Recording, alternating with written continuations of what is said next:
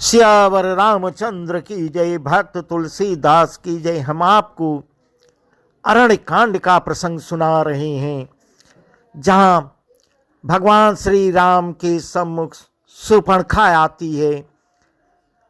उसके बाद प्रभु खरदूषण का वध करते हैं। वह प्रसंग हम आपको कल सुनाए। आज वही शूर्पणखा भाई रावण के पास जा रही है और मानो युद्ध की नींव पड़ गई।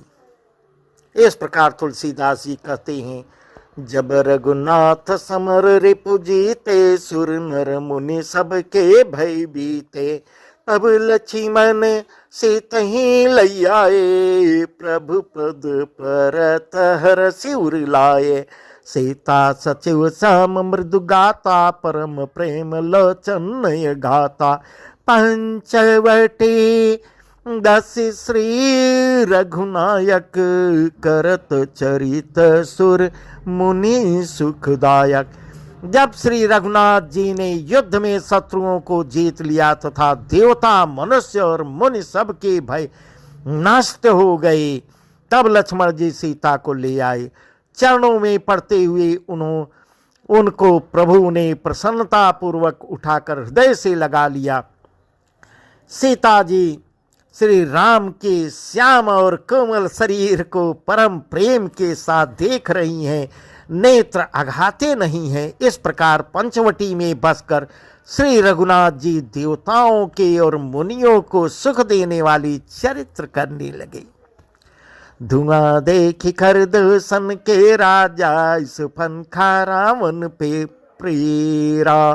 बोली बचन क्रोध करी भारी, देश खोस कै सुरति बिसारी। करसि पान सवस दिन राति, सुधि नहीं तव सिर पर याराती।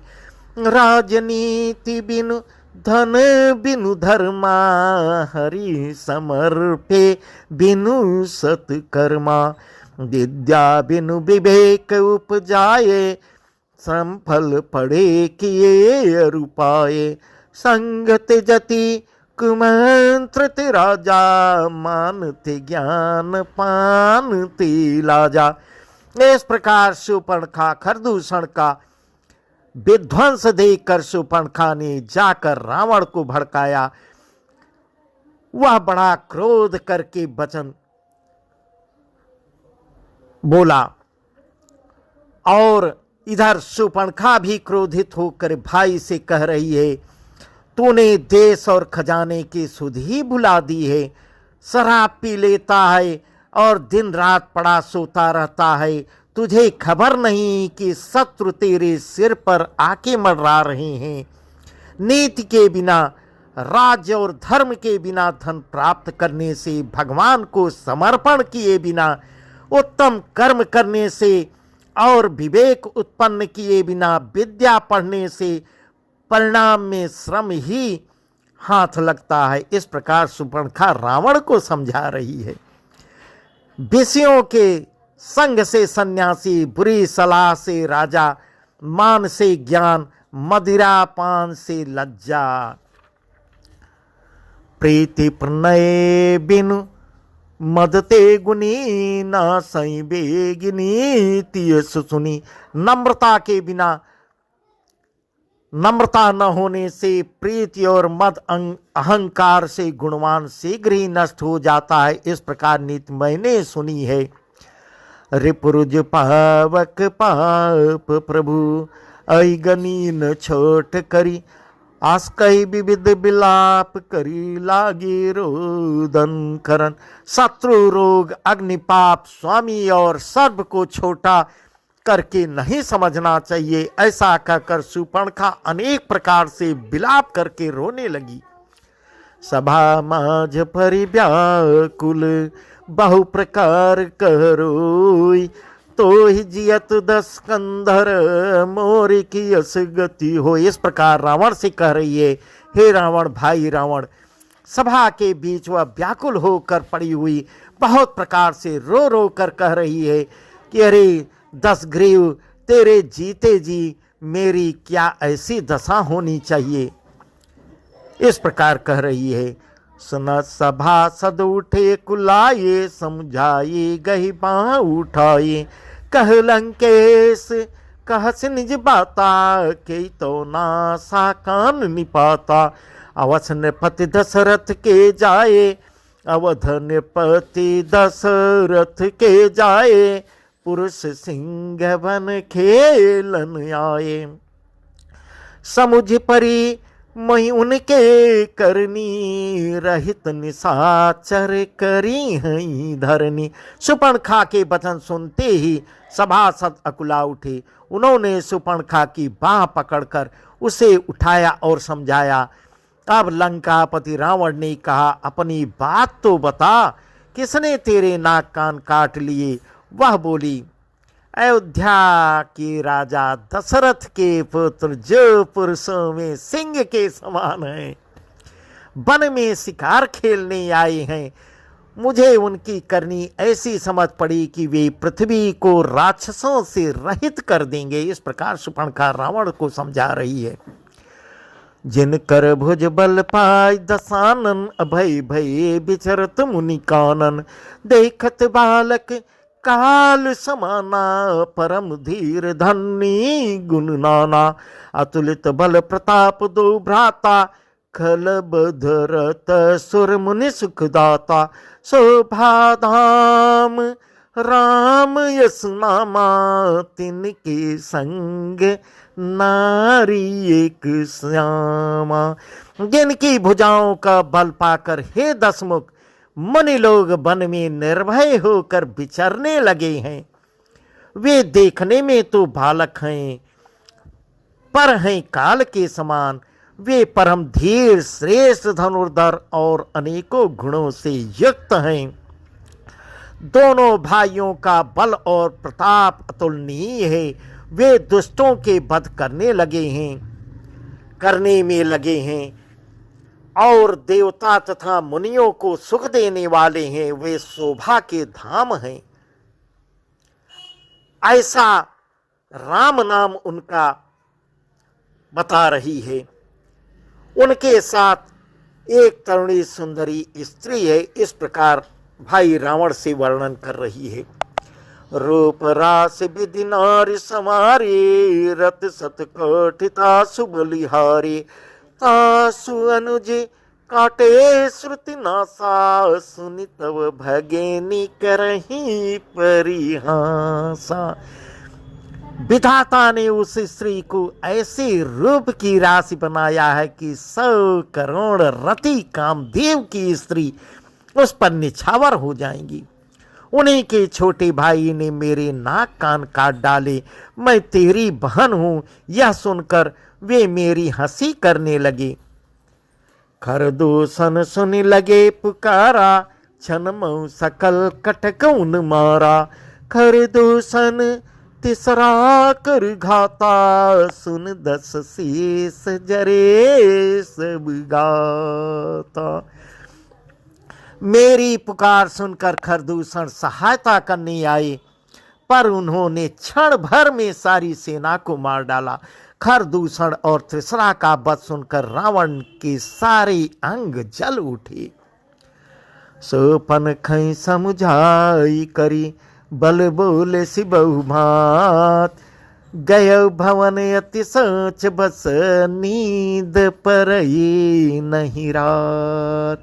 उसने सुपर्णखा को समझाकर बहुत प्रकार से अपने बल का बखान किया, किंतु मन में वह अत्यंत चिंतावश होकर अपने महल में गया। उसे रात भर नींद नहीं आई। रावण रात भर सो नहीं पाया। सुर नर असुर नाग खगमाई, मोरे अनुचर कह को नाई।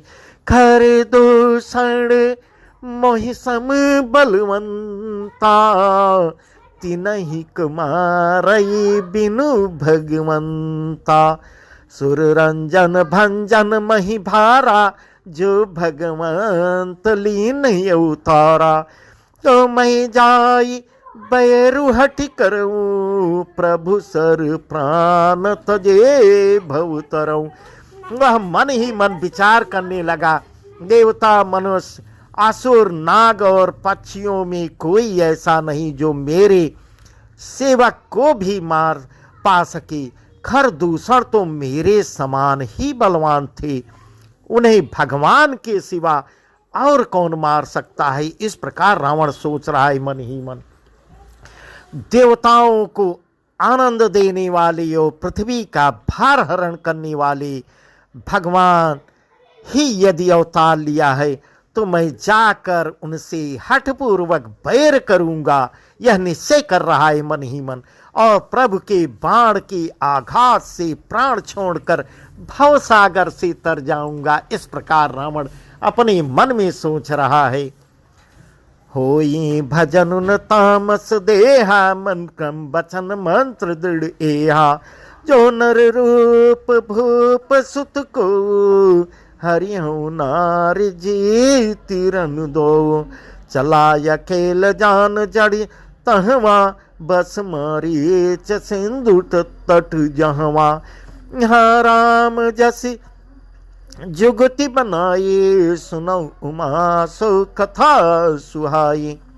इस प्रकार रावण सोच रहा है, इस तामस शरीर से भजन तो नहीं होगा, अतएव मन वचन और कर्म से यही दृढ़ निश्चय है। और यदि वे मनुष्य रूप कोई राजकुमार होंगे तो उन दोनों को रण में जीतकर उनकी स्त्री को हर लूंगा। नो विचार कर रावण रथ पर बैठकर अकेला ही वहां चला जहां समुद्र की तट पर मारीच रहता था। शिव जी कह रहे हैं यहाँ, हे पार्वती, यहाँ श्री रामचंद्र जी ने ऐसी युक्ति रची, वह सुंदर कथा सुनो। अब भगवान शिव माँ पार्वती को सुना रहे हैं। उमापति महादेव की जय।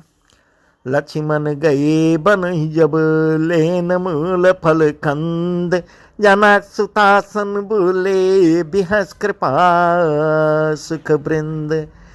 इस प्रकार लक्ष्मण जी जब कंदमूल फल लेने गए, वन में गए, तब अकेले में कृपा के धाम और सुख के सागर समूह श्री रामचंद्र जी हंसकर जानकी से बोले, अब प्रभु न लीला करेंगे।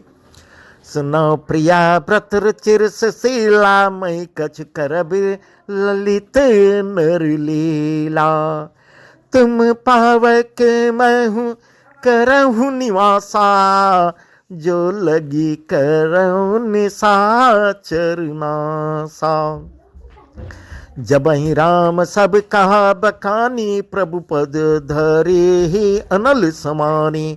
निज प्रतिबिंब राखित सीता, कैसई शील रूप सुविनीता।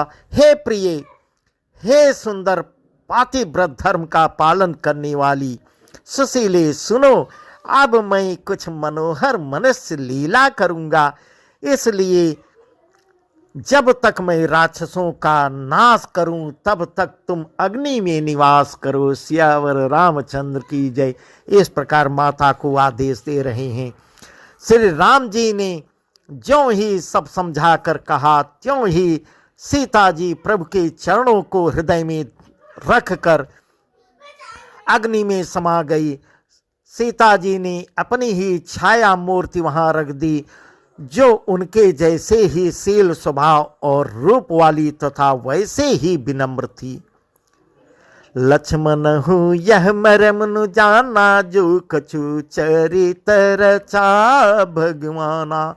दस मुख गयो जहाँ मारी चानाई, माथ स्वार्थ रथ नीचा। नमन नीच कई अति दुखदाये, जिमि अंकुश धनु उरग बिलाये। भयदायक खल के प्रिय बानी, जिमि अकाल के कुसुम भवानी। भगवान ने जो कुछ लीला रची, इस रहस्य को लक्ष्मण जी भी नहीं जानते। स्वार्थ परायण और नीच रावण इधर वहां जा रहा है जहां मारीच था और उसको सिर नवाया।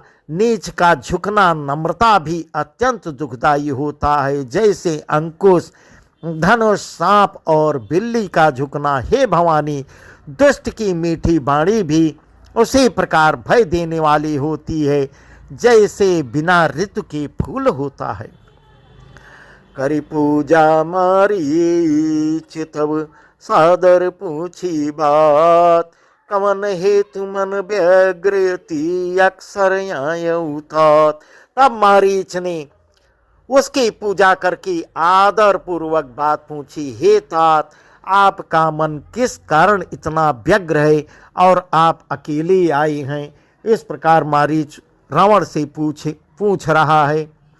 10 मुख सकल कथा तही आगे, कही सहित अभिमान ये भागे। हो कपट मृग तुम छलकारी, जय विधि हरियानो नृप नारी। ते पुन कहा सुनहु 10 साते नर रूप चराचर ईसा। तासो तात बयरु नहीं कीजे, मारे मरिए जियाए जीजे। भागहीन रावण ने सारी कथा अभिमान सहित उसके सामने कही और फिर कहा, तुम छल करने वाले कपट मृग बनो, जिस उपाय से मैं उस राजवधू को हर ले आऊं। तब उसने मारीच ने कहा, हे दस्यु सुनिए, वे मनुष्य रूप में चराचर के ईश्वर हैं, आंख खोल के सुनो। हे तात, उनसे बैर न कीजिए, उन्हीं के मारने से मरना और उनके जिलाने से जीना होता है, यही सीखिए। सबका जीवन मरण उन्हीं के अधीन है। इस प्रकार मारीच रावण को समझा रहा है। मुनि मख राखन गयो कुमारा, बिनु फर सर रघुपति मोहि मारा। सज्जो जन आयो छन माही, 3 सन बयरु किए भल नाई। भई मम कीट भृंग की नाई, जहाँ मैं देखूं 2 भाई। जो नर तात तदपि अति सूरा, तिनहि विरोधिन आई पूरा। यही राजकुमार मुनि विश्वामित्र के यज्ञ की रक्षा करने के लिए गए थे। उस समय श्री रघुनाथ जी ने बिना फल का बाण मुझे मारा था, जिससे मैं क्षण भर में 100 योजन पर आ गिरा था। उनसे बैर करने में भलाई नहीं है।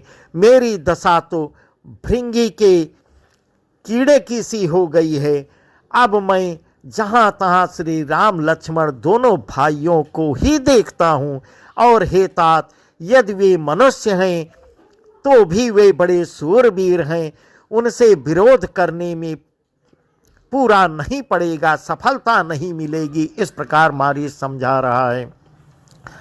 जही ताड़ का सुबाउहती, खंडऊ हर को दंड। खरदूषण तिसरा बदेऊ, मनुज की असबरी बंड। जिसने ताड़का और सुबाहु को मारकर शिव जी का धनुष तोड़ दिया और खरदूषण और त्रिसरा का वध कर डाला, ऐसा प्रचंड बली भी कहीं मनुष्य हो सकता है। हे भाई सुनो, इस प्रकार मारीच रावण को समझा रहा है। सियावर रामचंद्र की जय, भक्त तुलसीदास की जय। यह प्रसंग अब यहीं तक बता रहे हैं।